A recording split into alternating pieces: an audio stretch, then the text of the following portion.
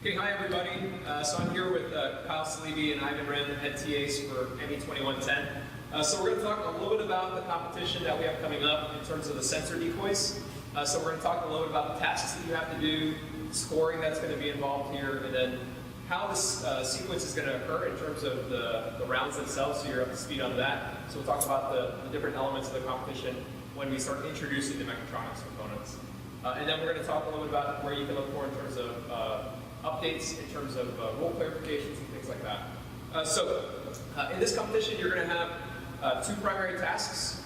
These are going to involve the tasks that you did last week in the lunar module competition and the rocks involved in that, as well as squash balls, which are the sensor decoys. So over here in the white zone, you're going to set up your device again. We'll talk about that here in a second. You're going to be trying to clear the rocks out of this inner boundary and past the outer boundary, while not disturbing the lunar module, which we're already familiar with. On top of that, you're going to be depositing these squash balls. You start with 3. They have to start in your system, even if you aren't doing the squash ball deployment for some reason. So here on white, we have different colored zones in the centerpiece. So this is a white zone here. It's marked with a white LED, and the beacon for the white zone is as marked in the studio handout. And then we have these other colored zones: yellow for yellow zone, red for the black zone, and blue for the blue zone. So you have to sense the different zones and deposit one squash ball in each of these different colored zones in order to get the maximum score. So we're going to talk a little about the scoring as well as the sequence, and I'll let Ivan and Kyle talk a little bit about that. So in terms of scoring, every person starts off with 3 squash balls, and for every single squash ball that you do deploy in the opponent's zones, you get 14 points. You get 0 points if your squash ball ends up in your zone. So for example, for this white track you have here, you have to be trying to put your balls in the yellow, the black, or the blue lit zones. Those will get you 14 points per ball. And then, for the task 1, which you've already done, for clearing the rocks, it's plus 10 points for every rock you get outside of this outer circle right here. And it's 5 points for every rock that's partially outside of that circle. You also get 30 points for having the lunar module stay inside that green center zone. And you get 18 points for the yellow and 12 elsewhere. Or you get 12 inside the red. If you get it outside of the circle, you get no points for that task. So the maximum points you can score per round, when you include the 10 points for deployment, is about 156 points. And for all 4 trials that you're going to do, the maximum you can get is 624 points.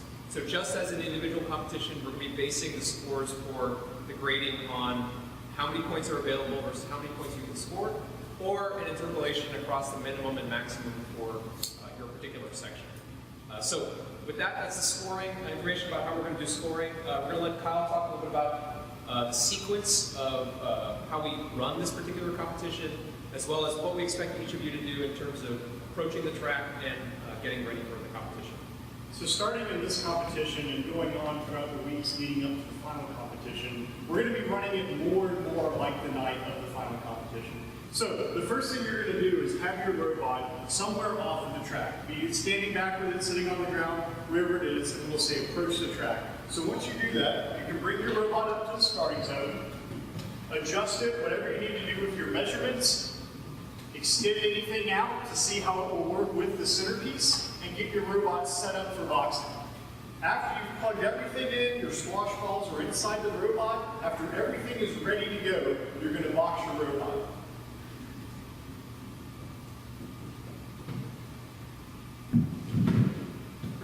That's a successful box because the flat of the box on the bottom is flush with the surface of your starting zone.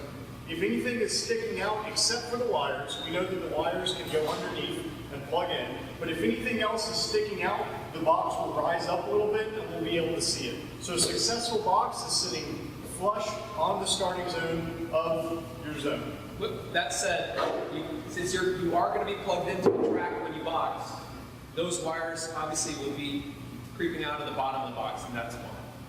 After you set up your robot, you're allowed to make sure that everything is ready to go, step back, and the TA will call start, and the track will fire. That track will spin for 40 seconds. After that, that'll trigger or as it's spinning, it'll trigger your robot at the start of the track, and your robot will complete its task. Now, the first time we do this, you have 4 trials to do it. The first time we do this, the track will run to completion. So, you want to make sure your robot is not moving at the end. After that first competition, and after the final ones, if you let your robot go and you're done, we don't need to let the track continue to 40 seconds. So, for trials 2, 3, and 4, we will stop it early if needed and reset your robot. One note about reset. The home zone and the starting positions of the centerpiece may not match. So it will stop and start at wherever it finishes on that previous run. So for example, the white will not always be facing the white zone. It could be somewhere in the middle, it could be on the opposite side. But be able to distinguish between those to complete your task.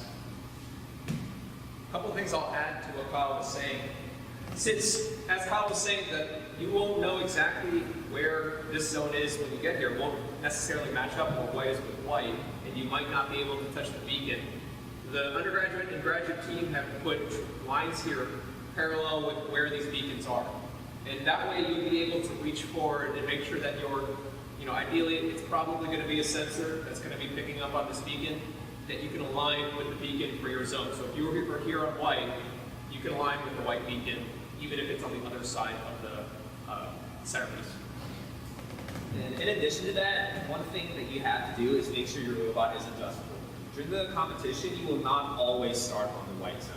So you have to make sure that whatever mechanism you're using to sense these beacons, you can change them for whatever color zone you do beginning. Now, a couple other notes. We've posted some new rule clarifications, particularly in regards to the flag dauntless competition later on the FAQ page. So please check that out, see what we posted there, and really read it thoroughly. One other note, we've talked about some of the wire management, and this is going to start to be important as you start using the MindReader and the Mechatronics kit. This is an example of a robot that used a wire track. As it extends out, the track unfurls, keeping the wires tightly closed together. It prevents them from hanging on anything, from snagging, and really helps with the robustness of your robot. I'd highly encourage you to check this out if you're in studio and see how this previous team did it.